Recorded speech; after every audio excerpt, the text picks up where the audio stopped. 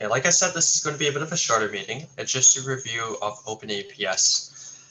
OpenAPS is the algorithm that underlies two of the apps that we use in the office, IAPS and Android APS. But the OpenAPS algorithm itself is much more mature than either of these two apps. It was invented back in 2014 by three authors, actually. Dana Lewis, who is living with type 1 diabetes and is the main author. Scott Lebrans and Ben West. You might know Ben West. He's been in communication with the clinic over the years, and he's also the founder of Night Scouts. So OpenAPS was designed as a free open source project to basically make artificial pancreas system technology accessible to everyone at a time which it was not available on a massive scale due to, for the most part, regulatory barriers and cost barriers as well. It was described as a heuristic-based algorithm, meaning that it doesn't work as like an AI model. It doesn't self-learn, so to speak. Rather, what it does is it relies on the same calculations an MDI patient would do based on their carb ratios and sensitivity factor and base rates. It's doing those exact same calculations in the background in order such that the user has an understanding of how the system works and can make setting adjustments a bit easier. When OpenAPS was first developed, it required a couple pieces of hardware. It required an off-the-shelf pump, required a CGM as well, and it also required a mini computer, as you can see at the bottom right, something like a Raspberry Pi, or clones of it that the patient could carry around in their pockets. Nowadays, we have these apps that have been built on the algorithm itself. The ones that you're familiar with are Android APS on the Android side of things and IAPS for iPhone users. IAPS is on the left-hand side here, whereas Android APS is on the right-hand side. Both of these are their main home screens. Now, the OpenAPS algorithm can be split into two pieces. When OpenAPS was first founded, they started off with what is called the ORAF0 algorithm, or the more basic algorithm, the underlying algorithm of everything in OpenAPS. It was termed the basic overnight operation of the system. And what it did was it was responsible for adjusting the basal rates of the patient. It would look at, I've actually laid out the step-by-step process and how it does its calculations. It looks at the patient's current insulin on board. Based on previous deliveries and carb entries, it tries to predict what the patient's blood sugar will be in the next couple of hours using the provided ISF, and then adjusts the temporary basal rate based on the eventual blood glucose to try and get it within range. Now, there are some additional things to this. It's not that simple anymore, but that's how it was when it was first initially designed. For example, I've added a little note underneath 3 where it's called unexpected blood glucose deviation, where the system is able to detect whether the outcome differed from its expected prediction, and based off of that, adjust your insulin sensitivity factor as needed to make more aggressive or less aggressive adjustments to insulin delivery over the next couple hours. Another feature that was added later is called advanced meal assist. What it would do is it would set a high temporary basal rate after bolusing for a meal to try and deal with the subsequent meal spikes. But this feature has now been superseded by ORAF1. So ORAF0 was the underlying algorithm. ORAF1 is a much newer overlaying algorithm on top of ORAF0, and it's designed to deal mostly with mealtime spikes. Its main or selling feature is super microboluses, or SMBs. These are correction boluses that are given every 5 minutes if needed in order to bring the patient's blood sugar down faster. So as you can see, as I stated at the top, it allows for faster insulin delivery to help prevent mealtime spikes by borrowing insulin from future basal delivery. So in terms of the process, what it does is it sets a lower temporary basal rate for the patient first, and then it delivers that insulin borrowed from the basal rate as an SMB bolus or a microbolus in order to try and give the insulin a bit earlier to bring the blood sugar down faster. Now, another feature of ORAF1 is unannounced meals. The ability for the system to detect unexpected rises for blood sugar. These can either be hormonal or food spikes. and uses that to try and estimate where the future blood sugar will be. It then uses the SMB algorithm to give microboluses to bring the blood sugar down faster. Now, when configuring the IAPS or Android APS systems, they're very similar because both of them, again, are relying on that OpenAPS underlying algorithm. When you first start someone off on the system, there's basic settings that you have to adjust, very similar to that of Loop and that of their pump and MDI. These are the basal profiles, the insulin sensitivity, the carb ratio, and the target range. And you can just use your current knowledge on those adjustments as you would do in a pump, the same way as you would do in this looping system. So everything's the exact same as you would do in a pump. The basal rates are the same, the carb ratio is the same, insulin sensitivity factor is the same. They're all used the same way as they would be used in a pump system. So I won't spend too much time on that. Now, the differentiating features in OpenAPS.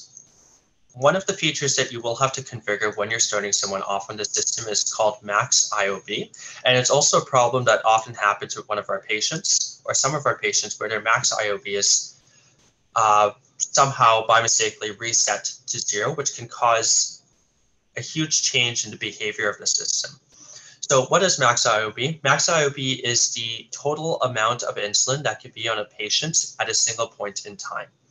And this is all the insulin, both from basal delivery and from boluses. For example, at the very left-hand side, you can see the interface from Android APS. You can see this patient has set a max total IOB of 3 units. That means if the patient ever reaches 3 units on board, the system will not be able to deliver any more insulin than that.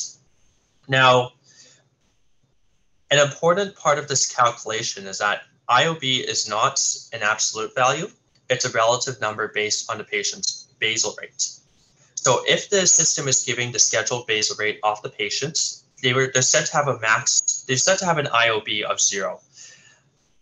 If it's giving less than the scheduled basal rate, then they're set to have a negative insulin on board. And if they're given more than the scheduled basal rate, they're set to have a positive insulin on board.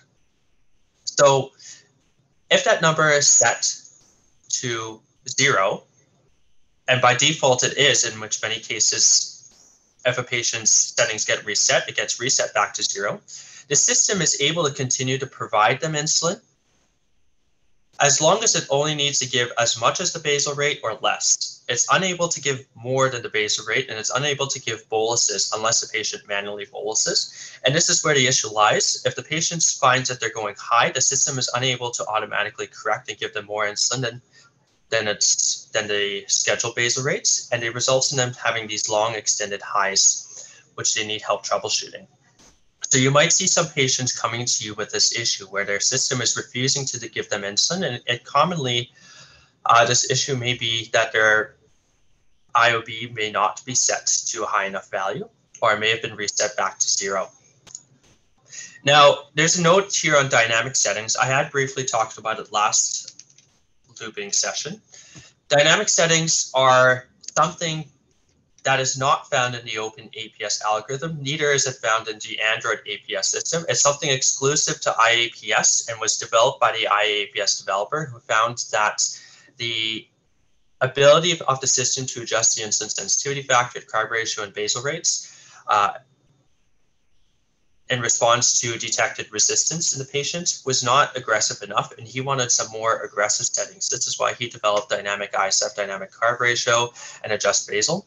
If you turn these settings off in IAPS, it defaults back to the old OpenAPS way of doing it, and that is what Android APS uses by default. It's titled the Use AutoSense feature in Android APS on the left-hand side, and this is automatically or by default enabled in IAPS unless you enable these dynamic settings. All right. Now, another commonly adjusted setting is the SMB. So this SMB, or super microboluses, this refers to the OR-EF1 algorithm. By default, we turn this setting on in the clinic. We find it helps quite dramatically with patient mealtime spikes. We also turn on the optional feature UAM. unannounced meals that allows for the system to deal with mealtime spikes that have not been entered to the system. So it's able to detect rapid rises in blood sugar and dose accordingly with SMBs. Now, in terms of configuring these settings, there's only one setting that you should be adjusting to try and optimize the patient's SMBs, and that is the max minutes of basal to limit SMB to in Android APS, or max SMB basal minutes in IAPS.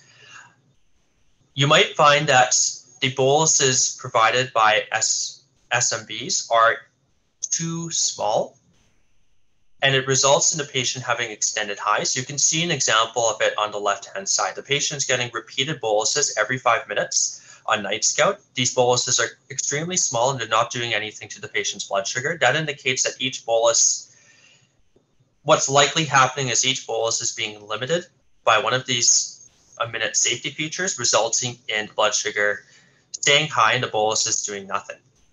So in this case, what we would do is we would increase the max minutes of basal to limit SMB2 by 15-minute increments in order to try and avoid this pattern over here and try to help the patients avoid extended highs. Now, last setting that we usually adjust in these OpenAPS settings is the exercise-related settings. So the only one I commonly touch is high temp target raises sensitivity. By default, when the patient has high blood sugar, the system assumes that the patient is going to be more resistant to insulin, and so it delivers more insulin during those periods of time. By enabling the setting, you tell the system that when you set a high temp target, I actually might be less resistant to insulin. I might be more sensitive to insulin because I'm likely going to be doing something physically active during that period of time. And the system takes that into account. It'll reduce the amount of insulin delivered when you set a high temp target, as opposed to doing the opposite. All right, so there is a number of other settings in IAPS and Android APS, and I recommend you don't focus too much attention on them. Most of them are safety limiters. Some of them deal with the absorption rate of carbohydrates and insulin, and nearly none of them require adjustment from the defaults. You can let patients play around with them if they choose to do so and they have the knowledge and understand what they're doing. But for our clinical side of things, we do not ever make adjustments to them unless Praveen wants to add to that. Now, final thing here. Notes about policy. Dr. Anderson brought up that this wasn't very clear, so I just want to make it clear for everyone. By default now, we are setting everyone on the Loop app if they have an iPhone, or the Android APS app if they have an Android device. The IAPS app, we're using it in very niche scenarios and on the patient's request. It's no longer a default app for now. Now, the last thing I want to show you is a Loop website that we've been making. And let me just pull that up. This is something that you can share with your patients and something that you can use as well. It contains some information on how to configure the Loop app specifically. Reason being is that the Android APS app we have very few users on it. And the Loop app tends to be the simplest of the three. So you can take a look at this website later if you need to review how to make adjustments to a patient's settings. You can also provide this link to a patient if they ever need some help adjusting their settings by themselves. It also has some commonly asked questions from patients. We'll continue to fill this up as we get more questions from our patients and answers to them. It has some information for clinicians if you ever receive contact from the family doctor or primary endocrinologist and they need some questions or they have some questions on the looping system, you can provide them this URL and it may be able to answer some of those. And it also has a brief introduction on looping as well, which you can provide to your patients if you have a patient who is interested in looping and wants to know more. All right, any questions for me?